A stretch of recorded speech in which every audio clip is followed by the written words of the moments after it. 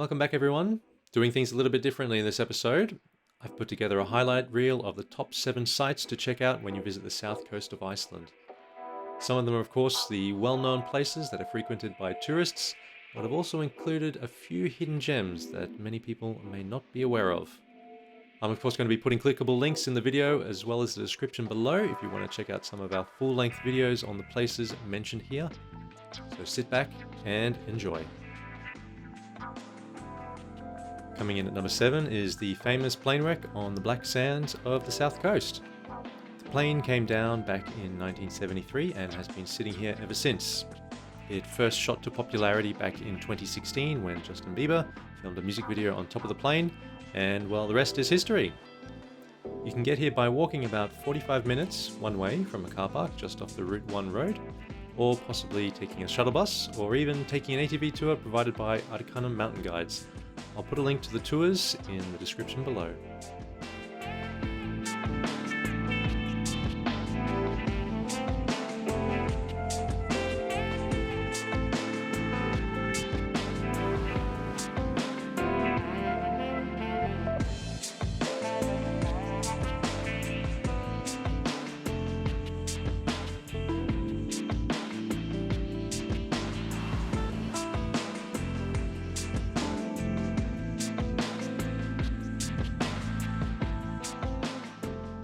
Number 6 on the list is Reynisfjara, the black sand beach. Known for its massive basalt columns and, well, the black sand, this beach is a typical stop on most south coast tours. There is a cave around the corner from the basalt columns which can be accessed when the tide is low, but be warned, there are dangerous sneaker waves that can come in at any time and wash you out to sea. In fact, a young woman was unfortunately washed out to sea and drowned only a few weeks ago. Approach this area at your own risk.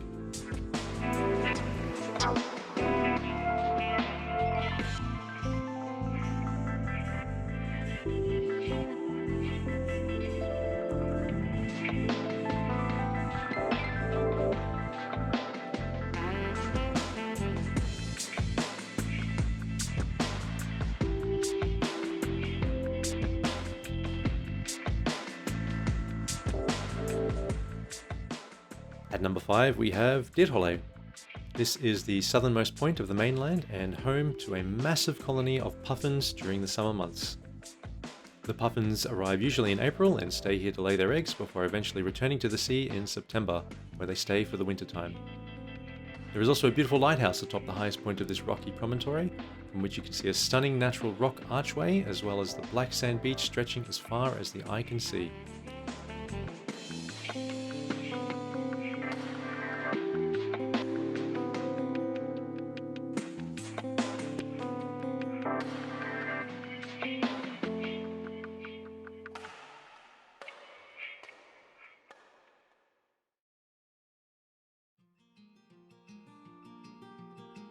For number 4 we have a twofer, Seljalandsfoss and Gljúfrabúi, and I think I'm still struggling with that name. This is also a popular stop on the south coast tours. Most people only check out the main waterfall, Seljalandsfoss, which is the famous one you can walk behind, and they don't realize that just about 500 meters down the path is an even more impressive Gljúfrabúi. Be careful in the winter when entering the gorge that houses Gljúfrabúi, because the rocks are extremely icy and crampons are almost a must.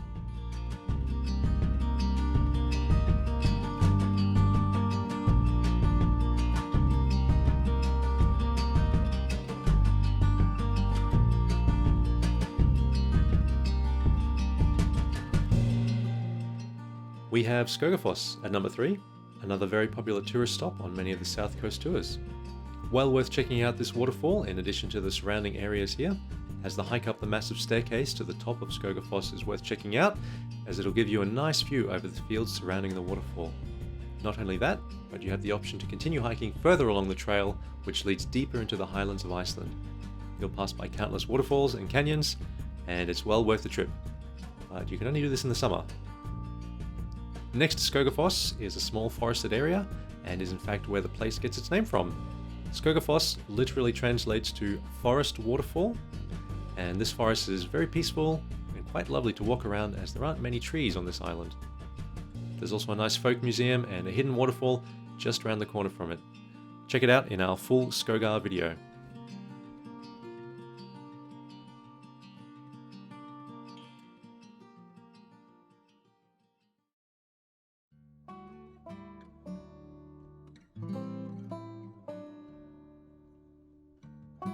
Just a little further down the road from number 4 on our list lies our second best stop on the south coast. Nauthúsagil is a long canyon nestled in a small crook at the base of the mighty Eyjafjallajökull volcano. Exceptionally lush and green during the summer months, this place is rarely visited by tourists and is a beautiful hidden gem just off the main tourist track. If visiting in the winter, crampons are a must as the river freezes and the access can be very icy.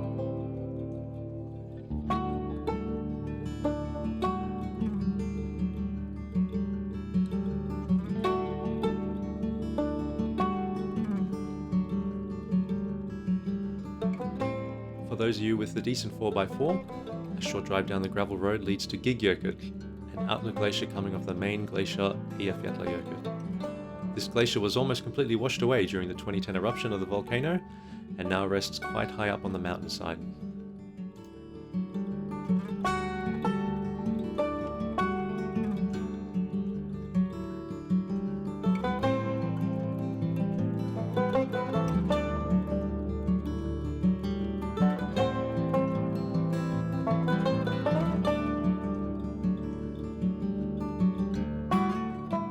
Coming in at number 1 is, of course, my office, Sólheimajökull.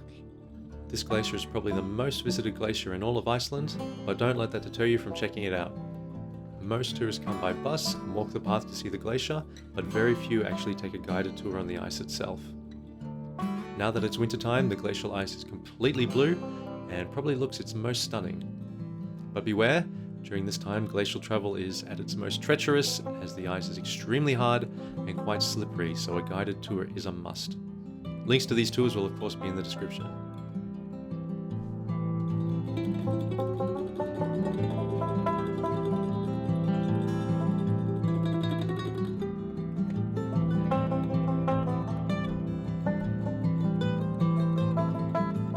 Now that's all for this episode.